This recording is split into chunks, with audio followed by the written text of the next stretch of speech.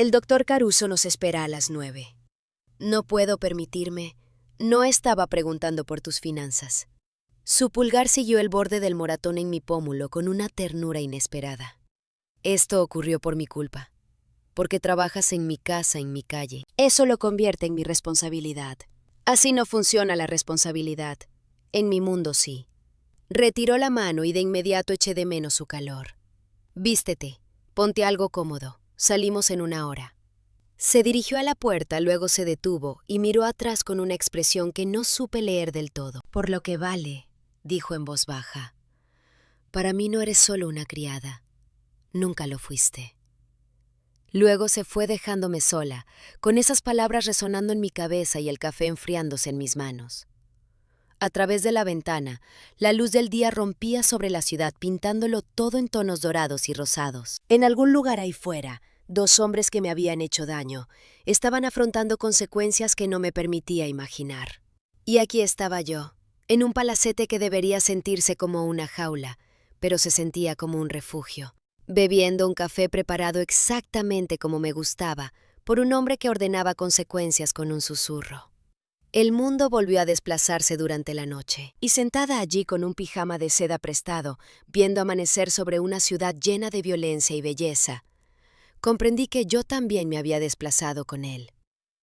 Giovanni insistió en que nos fuéramos en menos de 1 hora, y no tenía fuerzas para discutir. Beatriz me ayudó a vestirme con unos vaqueros y un jersey burdeo suave que había traído de nuestro piso, moviéndose a mi alrededor con una eficacia cuidadosa, mientras evitaba mencionar de forma deliberada los sucesos de la noche anterior. Las dos sabíamos lo que había ocurrido. Ninguna quería decirle en voz alta. El todoterreno que esperaba fuera era elegante y negro, con los cristales tintados lo bastante oscuros como para ocultar a quien se sentara dentro. Giovanni sostuvo abierta la puerta trasera y subí reprimiendo un jadeo cuando mis costillas protestaron por el movimiento. Se deslizó a mi lado, no frente a mí, no delante, con el conductor, sino allí mismo, en el asiento trasero, lo bastante cerca como para que pudiera oler el cedro y la colonia cara.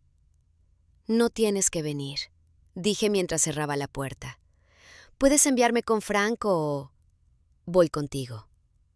Final absoluto. El coche se incorporó al tráfico con la confianza tranquila de alguien que llevaba años navegando por las calles de Barcelona. El doctor Caruso nos espera a los dos. El trayecto debería haber sido incómodo. En cambio, el silencio se asentó entre nosotros como algo casi cómodo. Vi la ciudad deslizarse al otro lado de los cristales tintados, intentando no pensar en cuánto costaría una consulta médica privada. Cuántos meses de pagos añadiría a mi deuda ya imposible. Deja de calcular, dijo Giovanni sin mirarme. No estaba... Lo estabas. Casi puedo oírte hacer cuentas. Me miró un segundo. Sea lo que sea que te preocupa, no lo hagas. Esto no corre por tu cuenta.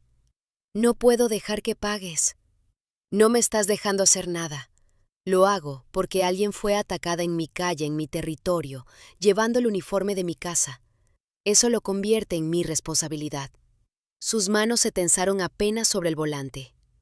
Además, trabajas para mí. Considéralo asistencia por accidente laboral. Así no funciona eso. Así funciona la mía.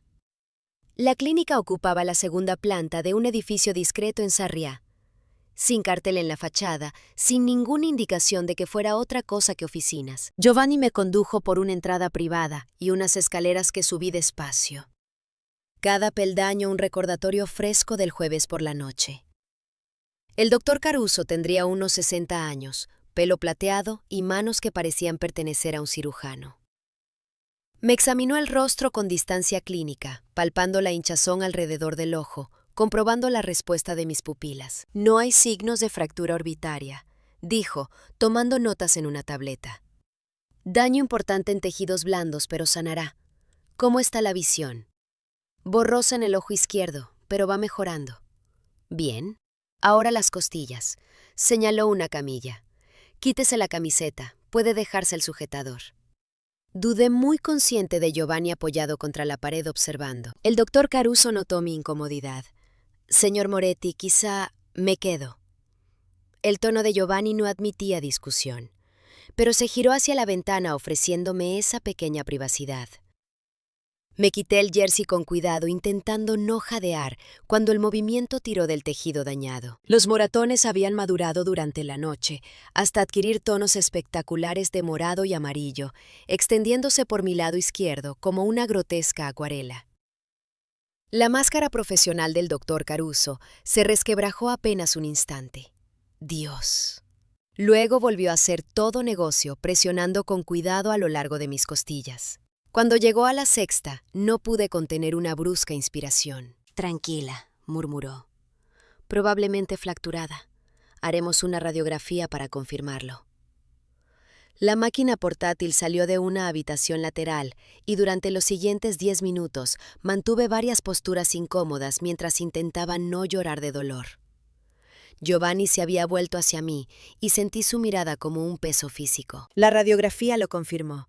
Mi sexta costilla del lado izquierdo tenía una fractura limpia, no desplazada, lo que el doctor Caruso explicó que significaba que sanaría sin cirugía, pero llevaría tiempo. 6 semanas como mínimo. Me vendó el torso con una banda de compresión que hizo más fácil respirar. Me recetó analgésicos que sabía que no podría pagar y antiinflamatorios que probablemente costarían media mensualidad.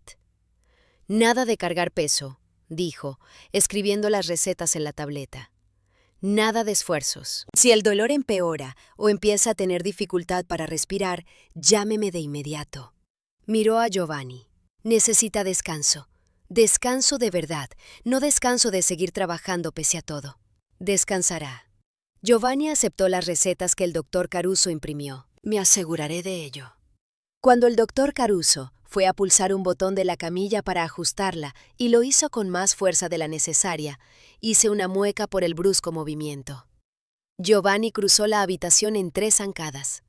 Con cuidado. No fue una petición, tampoco exactamente una amenaza. Algo intermedio que hizo que el doctor Caruso se detuviera y asintiera. Por supuesto, mis disculpas. El pago ocurrió mientras yo me vestía en voces bajas que no llegué a oír. Para cuando salí de detrás del biombo, Giovanni guardaba la cartera y el doctor Caruso me entregaba una bolsa con las recetas ya preparadas. ¿Tiene medicamentos aquí?, pregunté. Para pacientes especiales. La expresión del doctor Caruso sugería que no quería dar explicaciones. Tome una de las pastillas blancas cada 6 horas para el dolor. Las azules son antiinflamatorias 2 veces al día con comida. Llame si necesita cualquier cosa. De vuelta en el todoterreno, me quedé mirando la bolsa de medicinas en mi regazo. ¿Cuánto ha costado eso? No es asunto tuyo. Giovanni. Laura. Se giró hacia mí por completo con una mano sobre el volante. Déjame preguntarte algo. Si hubieran atacado a Beatriz como te atacaron a ti si la hubieran dejado inconsciente en mi territorio, ¿querrías que se preocupara por las facturas médicas? Eso es distinto. ¿En qué? Abrí la boca y la cerré. No encontré una respuesta que no sonara vacía. Llevas 8 meses trabajando en mi casa, continuó con la voz ahora más suave. Sé cosas de ti. ¿Cómo ordenas los libros de la biblioteca por autor aunque nadie te lo haya pedido? ¿Cómo doblas los periódicos para que los titulares queden hacia arriba? ¿Cómo riegas las orquídeas cada martes porque necesitan cuidados constantes? Hizo una pausa. ¿Cómo nunca te quejas, nunca pides nada, solo apareces y haces tu trabajo con una competencia silenciosa que la mayoría de la gente no notaría? Tú lo notaste. Las palabras salieron apenas por encima de un susurro. Giovanni miró hacia mí con la voz como una confesión tranquila. Me fijo en las cosas, Laura. El trayecto de vuelta al palacete transcurrió en silencio, pero se sintió distinto antes, cargado, como si algo no dicho se estuviera formando entre nosotros, presionando contra los límites del coche. Cuando llegamos, Giovanni me ordenó descansar el resto del fin de semana.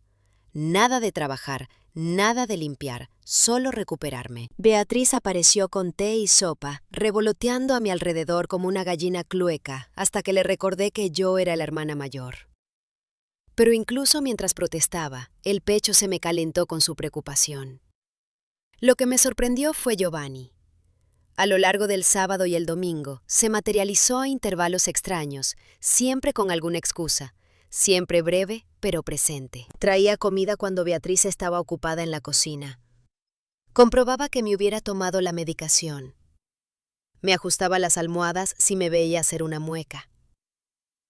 Cada interacción era cuidadosa, controlada, pero bajo ese control cuidadoso percibía algo más. Algo que me aceleraba el pulso cada vez que entraba en la habitación. El domingo por la tarde me encontré en la terraza, la misma que había limpiado decenas de veces, admirando el jardín de abajo, mientras fregaba muebles en los que jamás esperé sentarme. Ahora ocupaba una de las sillas de hierro forjado envuelta en una manta contra el frío de octubre, mirando cómo el sol se ponía sobre la ciudad. Giovanni salió de la casa con 2 vasos y un puro. Me entregó un vaso té preparado exactamente como me gustaba y se sentó en la silla a mi lado. «¿Cómo te encuentras?», preguntó encendiendo el puro con facilidad practicada. «Dolorida, pero mejor». Sorbí el té dejando que el calor se me colara en las manos. «La medicación ayuda». «Bien». Exhaló humo que se enroscó en el aire de la tarde y se disipó en el crepúsculo. «El doctor Caruso dice que te curarás por completo, sin daños permanentes. Físicamente al menos». Se volvió para mirarme, de verdad mirarme, sus ojos oscuros buscando. «¿Tienes miedo?» «¿De qué?» «De volver ahí fuera, de caminar por esas calles otra vez». Consideré la pregunta en serio. ¿Tenía miedo? La noche del jueves se repetía en mi mente la lluvia, el callejón, las manos agarrándome. Pero bajo el miedo había otra cosa, algo más duro. «No», dije al fin, «estoy enfadada». «Bien, la rabia es útil, el miedo te debilita, la rabia te afila». Nos quedamos sentados en un silencio cómodo, viendo el cielo pasar del dorado al violeta y luego al azul profundo. Por fin hice la pregunta que llevaba creciendo desde el viernes. ¿Por qué asumiste el negocio de tu padre? Podrías haber hecho cualquier cosa, haber sido cualquier cosa. Giovanni guardó silencio tanto tiempo que pensé que no respondería. Luego dijo: «Mi padre murió cuando yo tenía 22 años. Un infarto repentino y violento. Me dejó un imperio construido durante 40 años y 200 familias que dependían de nosotros para trabajo, protección, una justicia que la ley no les daba». Estudió el puro, mirando el brillo de la brasa. Podría haberme marchado, venderlo todo, mudarme a Europa, vivir del dinero. Pero esas familias habrían sido absorbidas por rivales o abandonadas a su suerte en una ciudad que no perdona la debilidad. Así que elegiste la responsabilidad por encima de la libertad. Elegí el honor por encima de lo fácil. Me miró. ¿Y tú? ¿Por qué trabajas tanto? Los turnos dobles, las horas extra, es más que llegar a fin de mes. La deuda médica, el número que me perseguía. Tomé aire. Sentí cómo tiraba de mis costillas vendadas y se lo conté. El cáncer de mi madre. Los tratamientos que prometían esperanza y solo trajeron más dolor. Las facturas que llegaron después del funeral como acusaciones. 47.000 euros de deuda que me seguirían durante años. Giovanni escuchó sin interrumpir, sin juzgar. Cuando terminé, simplemente asintió. «Ese tipo de deuda está diseñada para ser imposible», dijo. «Saben que la mayoría de la gente pagará mínimos para siempre, alimentando la máquina de intereses. Es extorsión legal. Quizá, pero sigue siendo mía y tengo que pagarla, porque cumples tus obligaciones». La forma en que lo dijo, como si fuera una virtud en vez de una carga, me cerró la garganta. La noche había caído por completo y las estrellas empezaban a aparecer pese a las luces de la ciudad. Giovanni se inclinó y ajustó la manta que se me había deslizado del hombro. Sus dedos rozándome el cuello con una ternura inesperada. «Deberías descansar», dijo. «Mañana hablaremos de arreglos a largo plazo». ¿Arreglos? No vas a volver a caminar sola a casa por la noche. No durante un tiempo. Se levantó apagando el puro. Encontraremos una solución que no te haga sentir enjaulada. Me dejó allí en la terraza con la ciudad extendida abajo como una promesa brillante. Y por primera vez desde el jueves por la noche, sentí algo que no era dolor ni rabia. Me sentí vista, protegida, como si quizá de forma imposible yo le importara a alguien capaz de mover montañas con una palabra. El lunes por la mañana llegó con noticias que se propagaron por el palacete como un terremoto. Después de comer, Beatriz me acorraló junto a la sala de descanso. ¿Pusiste la denuncia?, preguntó. Le dije la verdad. Los hombres de Franco ya habían entregado a los agresores a Giovanni. Entrar en comisaría con su nombre sobre mis moratones se sentía como pintarme una diana en la espalda. Recursos Humanos registró un incidente interno en su lugar y Rosa me hizo firmarlo.